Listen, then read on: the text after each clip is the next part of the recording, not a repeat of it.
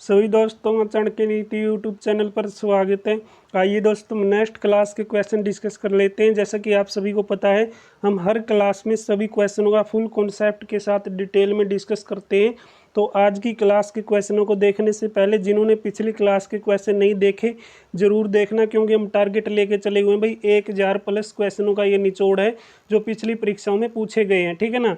और आपके NTA द्वारा जो ग्रुप डी का एग्ज़ाम लेने वाली है NTA, उसमें भाई काफ़ी महत्वपूर्ण होंगे। हरियाणा जीके तो आपके सभी एग्जाम में आती है, तो आपके लिए ये सीरीज़ काफ़ी बेहतरीन है, क्योंकि काफ़ी बच्चों की डिमांड पे मैंने ये सीरीज़ शुरू की थी कि सर पिछले क्वेश्चन आप करवा दीजिए ताकि हमारी तैयारी और प्रैक्टिस यहाँ पर अच्छी हो जाए। तो आज के क्वेश्चन देख लेते हैं। आज का पहला प्रश्न आता है भाई, निम्नलिखित में से या निम्न में से कौन सा राष्ट्रीय उद्यान हरियाणा में स्थित नहीं है। यानी कौन सा राष्ट्रीय उद्यान भाई हरियाणा का नहीं है, ये क्वेश्चन पूछा सीधा सा। सुल्तानपुर राष्ट्रीय उद्यान हरियाणा का है, सभी जानते हैं, एग्जाम में पूछा जाता है, मोस्ट इम्पोर्टेंट है।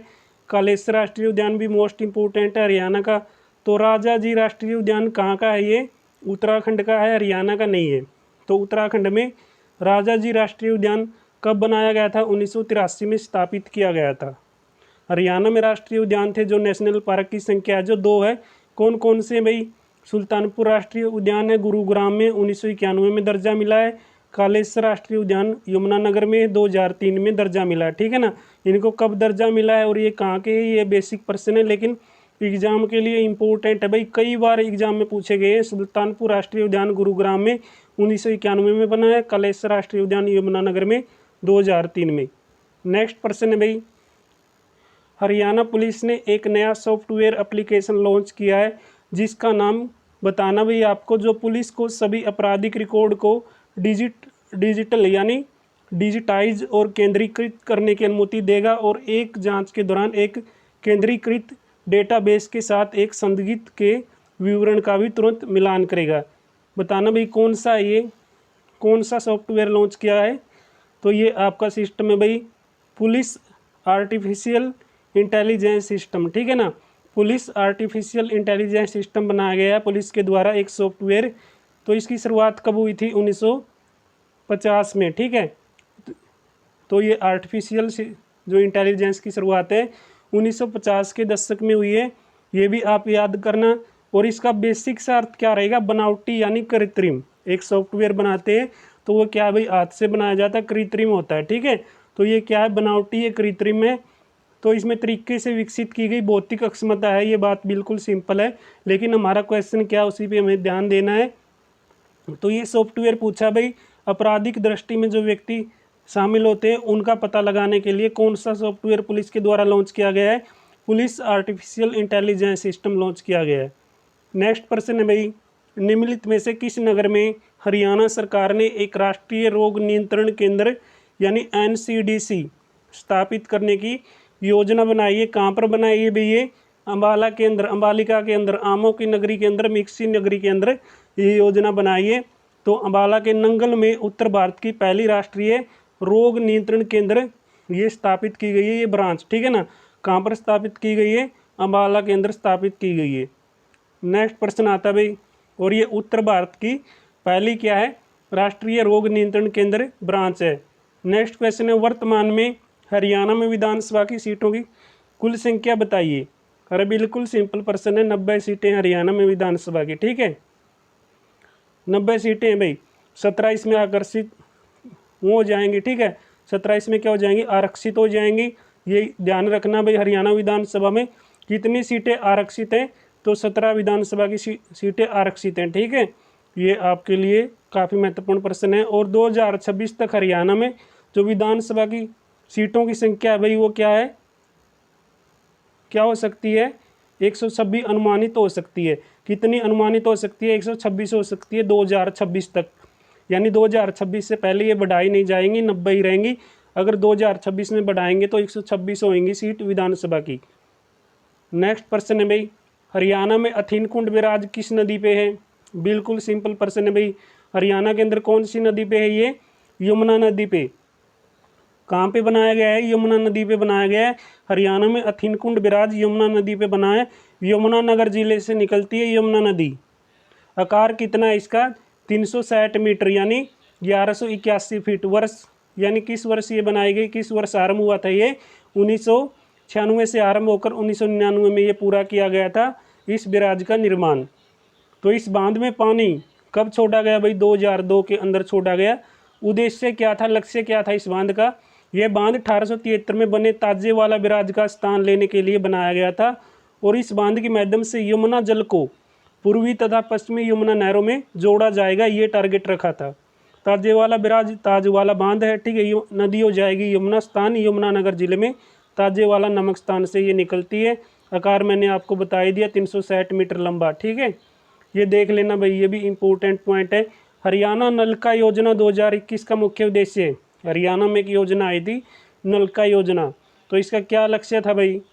इसका लक्ष्य बताना, ग्रामीण लोगों को नल का पानी उपलब्ध कराना।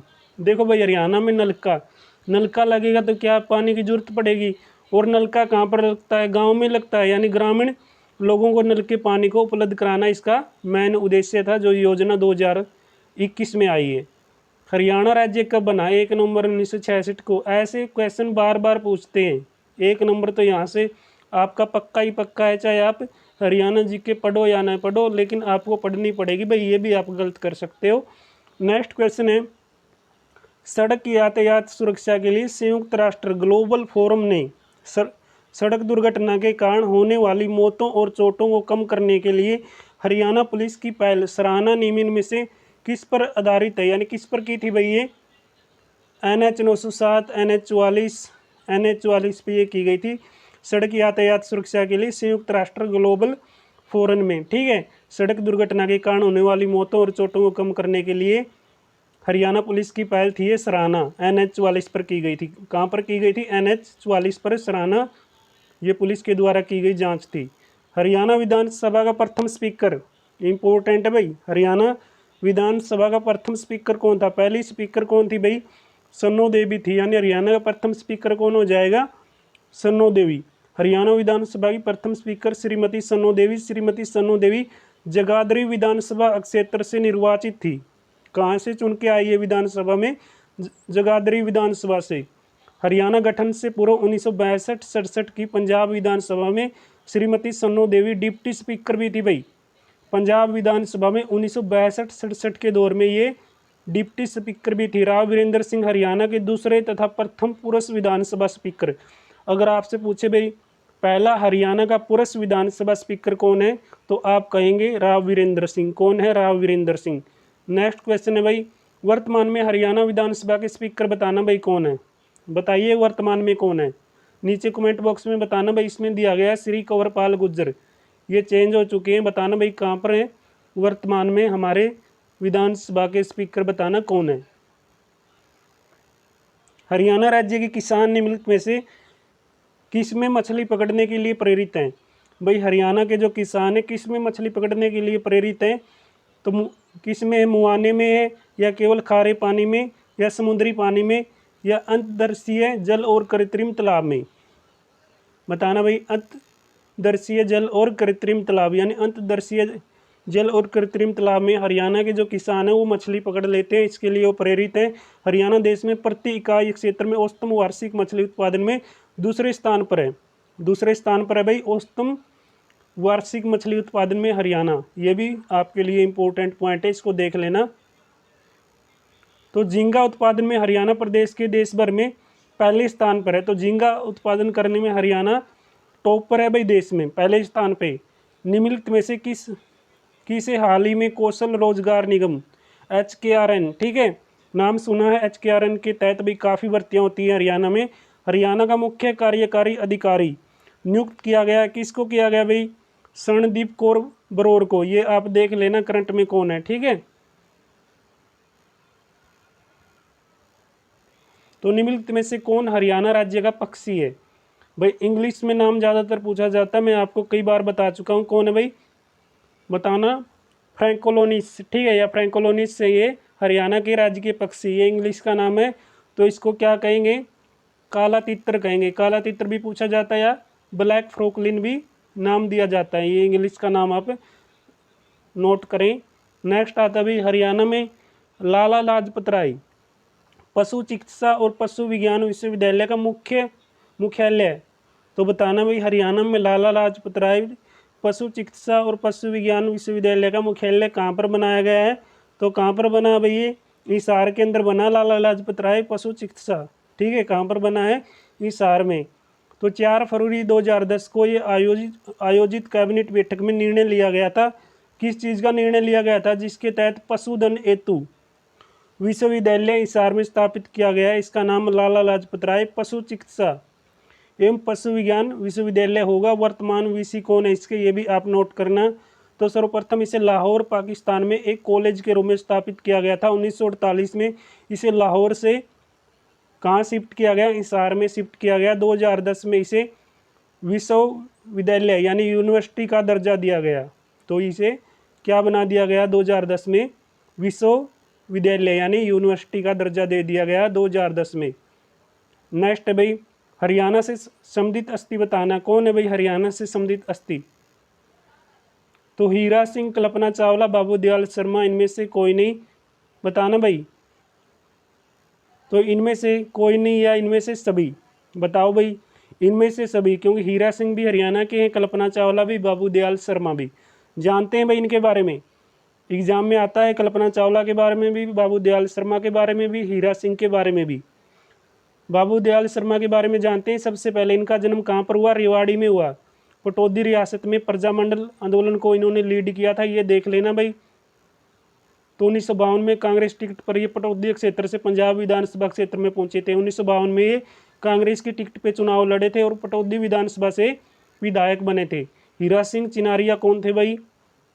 तो इनका जन्म कहाँ पर हुआ है? तो इनका जन्म हुआ भाई जींद रियासत में। ठीक है ना।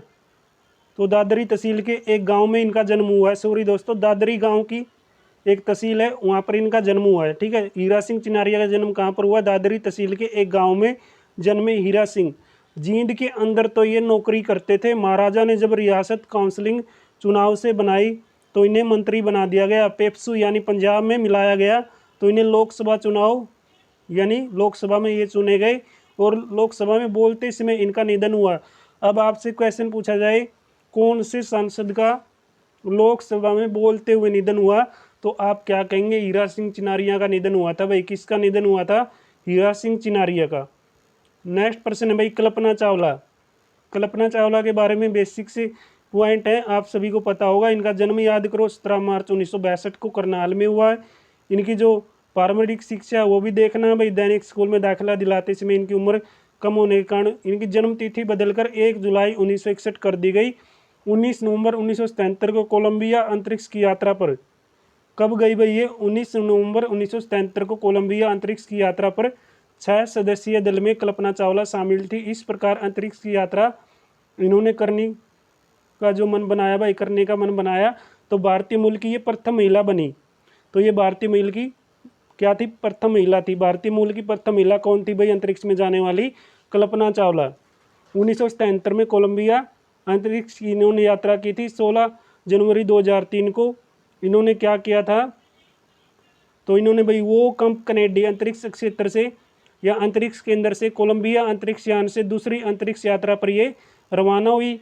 परंतु फरवरी 2003 में वापस लौटते समय पृथ्वी पर पहुंचने से मात्र 16 मिनट पहले ही इनका यान क्या हो गया भाई? क्या हो गया था? दुर्घटनाग्रस्त हो गया था। तो दुर्घटनाग्रस्त होने के कारण इनकी मृत्यु हो गई थी। 16 मिनट पहले ही इनका यान पृथ्वी से पहुंचने से पहले दुर्घटनाग्रस्त हो गया। इस कारण से कल्पना चावला की मृत्यु हुई। तो नोट में खास पॉइंट बताया गया, अंतरिक्ष में जाने वाली विश्व की प्रथम महिला कौन है भाई? तो कौन है? बताना भाई, कौन है? तो बता दिए भाई कौन है? सोहित संकी है, ये नाम आप देख लो। ठीक है, इन्होंने 1963 में अंतरिक्ष की यात्रा की थी। ठीक है, तो ये देख लेना भाई, स्कोवा गई थी पहली महिला अंतरिक्ष में 1963 में। नेक्स्ट क्वेश्चन है भाई, ग्रीनिंग ऑफ हरियाणा नाम से वृक्षारोपण की व्यापक योजना कब शुरू की गई? कब शुरू हुई थी भाई ग्रीनिंग ऑफ हरियाणा नामक वृक्षारोपण की व्यापक योजना? 1989 और 90 में ये शुरू की गई थी। 1989 और 90 में ये योजना शुरू की गई थी। तो फारसी भाषा में इसार का अर्थ किला इसार की स्थापना निम्नलिखित में से किस मुस्लिम शासक के द्वारा की गई? बताना भाई। हिसार की स्थापना किस मुस्लिम शासक के द्वारा की गई? आप कहेंगे फिरोज शाह तुगलक। राइट आंसर है, फिरोज शाह तुगलक ने हिसार को बसाया, फतेहाबाद को बसाया है, और एक किसको बसाया भाई? अरनी खेड़ा को। 3 नगर बसाए हैं हरियाणा के। तो हिसार को पहले क्या कहा जाता था? इस्कूकार कहा जाता था। पढ़ने की अष्टाध्यायी में इसका नाम मिलता है भाई हिसार का। हिसार की फिरोज शाह तुगलक के समय हिसार कहा जाने लगा, क्योंकि फिरोज शाह तुगलक ने यहाँ हिसार फिरोजा नाम का किला बनाया था। अकबर के समय में ही हिसार फिरोजा से ए फिरोजा शब्द अट गया, और फारसी में हिसार का अर्थ क्या हो गया? किला। आपसे पूछे भाई फारसी भाषा में हिसार का अर्थ क्या है? किला बताएंगे आप। 1 नवंबर 1966 को हरियाणा राज्य निर्माण के समय हिसार इतना बड़ा था कि जींद जिले को छोड़कर वर्तमान में हरियाणा मंडल में सबसे बड़ा था भाई ये। ठीक है, ये आप देख लेना कितना क्षेत्र था इसका। तो 1354 में तुगलक वंश के सुल्तान फिरोज शाह तुगलक ने एक दुर्ग के रूप में हिसार की स्थापना की थी। हिसार दुर्ग के 4 गेट थे। कौन कौन से गेट हैं भाई? एग्जाम में पूछे जाते हैं। नगौरी गेट, मोरी गेट, दिल्ली गेट और तलाकी गेट। प्रशासनिक सुविधा के लिए हरियाणा को कितने भागों में बांटा गया? 6 भागों में बांटा गया। कई बार जिक्र कर चुके हैं। हरियाणा में कितने मंडल हैं? 6 मंडल हैं। बिल्कुल सिंपल है भाई, कई बार जिक्र कर चुके हैं। निम्नलिखित में से राष्ट्रीय राजमार्ग फरीदाबाद से बल्लभगढ़ और पलवल, मथुरा और आगरा को जाता है। कौन सा राष्ट्रीय मार्ग ये जाता है? राष्ट्रीय राजमार्ग NH2। ठीक है ना, राष्ट्रीय राजमार्ग NH2 जाता है। ये नया नाम क्या हो गया इसका? NH44 जाता है अब। ठीक है, NH44 इसका नया नाम हो गया। फरीदाबाद से बल्लभगढ़, पलवल, मथुरा और आगरा को जाता है NH44। सर्वाधिक जिले 7 जिलों को कवर करता है राष्ट्रीय राजमार्ग। हरियाणा में लंबाई कितनी है? 275 किलोमीटर। तो हरियाणा के 7 जिलों को कवर करता है। तो 7 जिले कौन कौन से हो जाएंगे भाई? अंबाला, कुरुक्षेत्र, करनाल, पानीपत, सोनीपत, फरीदाबाद, पलवल। तो हरियाणा साहित्य पुरस्कार में कितनी राशि प्रदान की जाती है? बताना भाई, कितनी राशि दी जाती है? 2.5 लाख रुपए दी जाती है। कितनी राशि दी जाती है? 2.5 लाख रुपए प्रदान की जाती है। तो नेक्स्ट क्वेश्चन है, राजा हर्षवर्धन ने भारत में राजधानी कहाँ पर बनाई? बताना भाई, राजा हर्षवर्धन ने भारत में राजधानी कहाँ बनाई? रोहतक, पानीपत, महेंद्रगढ़, हिसार। कहाँ पर बनाई थी भाई? तो राइट आंसर तो इसमें दिया ही नहीं है, तो इसका राइट आंसर बताना भाई कौन सा आएगा। कई बार ऐसे क्वेश्चन भी एग्जाम में आते हैं। तो निम्नलिखित में से किस नृत्य को हरियाणा का गिद्दा कहा जाता है? तो कौन से नृत्य को हरियाणा का गिद्दा कहते हैं? यानी बताना भाई, गिद्दा किसको कहा जाता है? तो लूर लोक नृत्य, रतवाड़ी नृत्य, झूमर नृत्य। तो झूमर नृत्य को हरियाणा का क्या बोलते हैं? झूमोरे, झूमोरे, यानी हरियाणा का गिद्दा कहा जाता है। और ये गिद्दा किसके द्वारा किया जाता है? स्त्रियों द्वारा माथे पर यह धारण किया जाने वाला झूमर आभूषण के नाम पर यह किया जाता है। इस नृत्य में स्त्रियां क्या करती हैं भाई? झूम के आकार का, यानी झूमर के आकार का तो आकार में खड़ी होकर नाचती और गाती हैं। किसके द्वारा किया जाता है? ये स्त्रियों के द्वारा किया जाता है। तो इसे हरियाणवी भाषा में क्या कहते हैं? हरियाणवी गिद्दा भी कहा जाता है। और यह नृत्य ढोलक तथा थाली की थाप पर किया जाता है। किसकी थाप पर किया जाता है? क्या बजाया जाता है इसमें? ढोलक और थाली। नेक्स्ट क्वेश्चन है, हरियाणा में अपनी भाई कौन सी पार्टी बनाई थी? यूनियनिस्ट पार्टी को लोकप्रिय बनाने हेतु चौधरी छोटू राम ने एक जोरदार अभियान शुरू किया। हरियाणा राज्य में इस पार्टी का नाम क्या टेका गया? जमींदारी लीग। तो जमींदारी लीग कब चला गई? कब चलाई भाई जमींदारी लीग? बताना भाई नीचे कमेंट बॉक्स में, जमींदारी लीग कब चलाई।